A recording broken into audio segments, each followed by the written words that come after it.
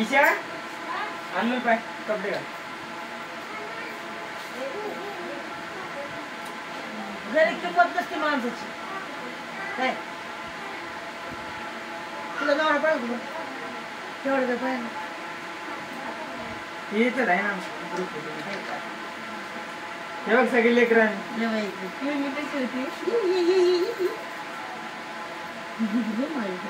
नाही याच्यासारखी आले बाबा ना आले कोणी नाही आले बाबा काय होतं.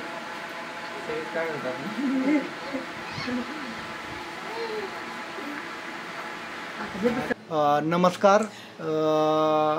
तुम्ही सगळे पाहताय की मी आज खूप प्रयत्न करून इथपर्यंत पोहोचलो आहे आणि मीराबाई उमप्पांकडे आलो आहे मी.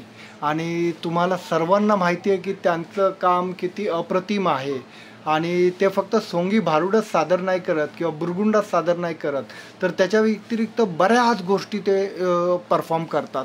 तर मला वाटतं की आपण त्यांना भेटूया. तर मी स्वतः त्यांच्या घरी आलेलो आहे. याच्या अगोदरही मीराबाईंचे बरेच प्रोग्राम मी शूट केलं आहे. तुम्हाला माहिती आहे की जवळजवळ 22 वर्ष कामाचं माझं हे पुस्तक लवकरच प्रसिद्ध होतं आहे आणि ते दाखवण्याकरता मी इथे मीराबाईंच्या घरी आलेलो आहे. तर नमस्कार मीराबाई. तर तुम्ही आता हे माझं काम पाहताय, माझं पुस्तक पाहताय, तुम्ही पाहिलं तर तुमचे काही फोटो याच्यात आहेत, तर ते तुम्हाला काय वाटलं हे पाहून? सर मी मीरा उमप. आता हे फोटो जे पाहिले हे तुम्ही मला माझ्याकडं पण हे फोटो मला आठवत नाहीत आहेत का नाही माझी. आता कलावंताला जर तुम्ही एवढं प्रोत्साहन दिलं हे की एवढं मोठं मन झालं हे पाहून मला नुसतं भडफड झालं की माझी आठवण सरांनी माझ्या पोस्टर आणली. मी जेव्हापासून कार्यक्रम करते त्याची मुलाखत तुम्ही माझ्या पोस्टर घेऊन आले. माझ्याकडं मला आतापर्यंत कोणी लिहिली होती भगवान काळे जालन्याचे, त्याने माझे एक पुस्तक लिहिलं होतं. त्या पुस्तकाचं नाव आता माझ्या आठवत नाही आहे मग, कारण की माझी तब्येत ठीक नाही आहे आणि मला तुम्ही जी भेटले ती माझं दुखूनच गेलं अर्ध असं झालं. मला कसं आहे की सगळे कलाकार याच्यामध्ये काही गेलेत काही आहेत, जे पाहिले हे मी जी पाहिले याच्यामध्ये मला खूप खूप खूप खूप मोठेपणा वाटला. आणि अभिनंदन सर, तुमचं एवढं मोठं अभिनंदन करते. आता मला माहीत असतं सर, तुम्ही मुलाला सांगितलं असतं मला सरांचा सत्कार करायचा आहे इथे. हो, कारण की हे जे पाहिले ताऱ्यावर माझ्याकडे फोटोच नाही आहे माझा. हा जो फोटो आहे माझा हा माझ्याकडे अजूनही नाही. आणि ताऱ्या माझ्यासारखं कुणी वाजवणार बी नाही आहे आणि आतापर्यंत वाजवणार नाहीच भेटलं मला. माझ्यासारखं वाजून दाखवं कुणी बी. धिमडी तर वाजते, धिमडी माझं ओळखण आहे, माझी आठवण आहे, धिमडी माझं नाव आहे. पण हे जे आहे ना ताऱ्या याच्यात सुद्धा मी कोणाला वाजू देणार नाही. इतकी माझी हात चलाकी वाजची तारीची. कारण की माझं हे कलावरच पोट आहे. आता तुमचे काही फोटो आहेत आणि तुम्ही पाहताय तुमचे फोटो. हा तुमचा पहिला फोटो आहे. साधारणतः मी खूप वर्ष अगोदर म्हणजे मला वाटतं की 2004 किंवा 2005ला मी हा काढलेला आहे. तर हे पाहताना तुम्हाला काय वाटतंय? तुमचं ती त्याच्यात हास्य, तुमचं ते एक्सप्रेशन, तुमचं ते स्टेजवरचा परफॉर्मन्स आणि तो जिवंतपणा, तर तो पाहून तुम्हाला काय वाटतं? मला एवढं वाटलं सर की खरंच आहे हे फोटो पाहून मला असं वाटू लागलं की सरांनी जे मला आठवण करून दिली आणि मला एवढं माझं मोठं काळीज झालंय की हे फोटो पाहून असं वाटतं की मला एकदमच होऊन का आल्यासारखं झालं सर. माझं काळीज होऊन आलं.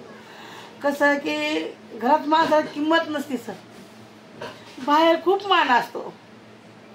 पण मी मजबुरी एवढी झाली की आता माझा लेक मला सांभाळतोय तसे दुसरीच्या आवडत कोणाला सांभाळू शकत नाही सर. हां, माझे नातू आहेत. मला माझ्या मुलाला नातू झाले, माझ्या मुलाला नातू झाले 5-6. आता मम्मी पत्रोची पणजी झाले. तरीही मी कार्यक्रम सोडत नाही.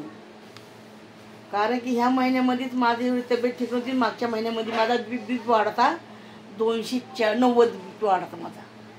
गेलते मी त्या टायमाला, पण मुलाने माझ्या वाचवलं.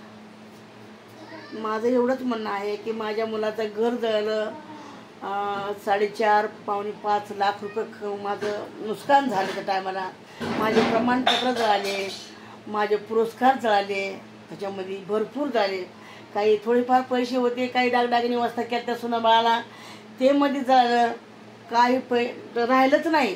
बरं नसतं तर जाऊ दे, ते नशिबात नव्हतं आपल्या. हा जो फोटो बघताय हां सर. तो माझ्या माहितीप्रमाणे मी कल्याणच्या एका मंदिरामध्ये, बुद्ध विहारामध्ये तो शूट केलाय तुम्हाला. हो सर. आणि तो पूर्ण दिवस मी तुमच्या बरोबर होतो. तुम्ही 10 वाजता तिथे पोहोचलात कल्याणमध्ये. हो सर. आणि त्यानंतर आपण परत ठक्करबापा कॉलनीमध्ये दुसरा प्रोग्राम, भीमगीतांचा प्रोग्राम, आंबेडकर जयंती आणि बुद्ध जयंती होती आणि छत्रपती शिवाजी महाराजांची जयंती होती, तर तिथे तुम्ही परफॉर्म केला.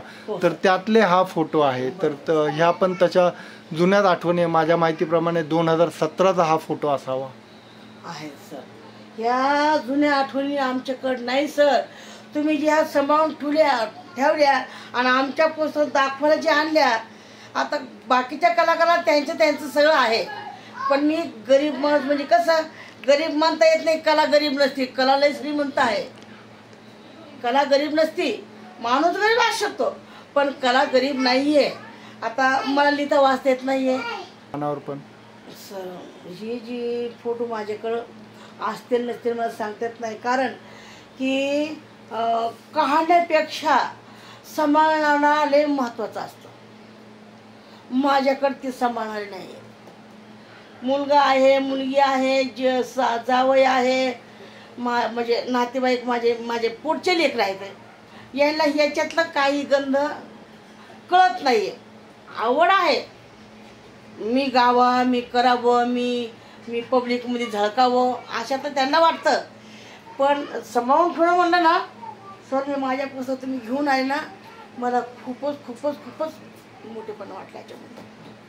आणि आनंद झाला मला, कारण की 100 वर्ष तुमच्या परिवाराला तुम्हाला लाभो. आणि कलावंताचं एवढं तुम्ही सांभाळून नेताय, कलावंताला एवढं जीव लावताय, एवढं मला नव्हतं वाटत बरं का सर. याच्यातला कुठला फोटो बरा आवडलाय, का आवडलाय? परत त्याच्यामध्ये तुमच्या मुलाचाही फोटो आहे. मुलाचा तुम्ही मेकअप करताना असाही फोटो आहे यशवंतराव चव्हाण मधला.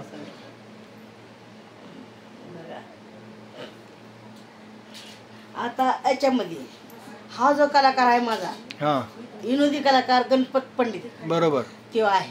बरोबर. पण त्याचे जे नातेवाईक माझ्या बरोबर होते, हो. एक पिटीवाला होता, एक ढोलकीवाला होता, हो, ते गेले, आपल्यात नाही आहेत. बरं. तो माणूस आहे. त्यांनी जरी पाहिलं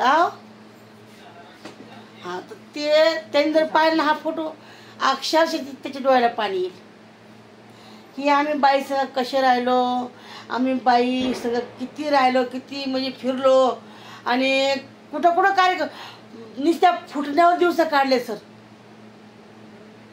आम्ही जेव्हा कार्यक्रमात जातात, स्वांगण म्हणजे कार्यक्रम असो की दारूबंदीचे असो, ज्या गावात हॉटेल नसेल त्या गावामध्ये दुकान फुटणे आणायचे आणि ते खाऊन दिवस काढले सर.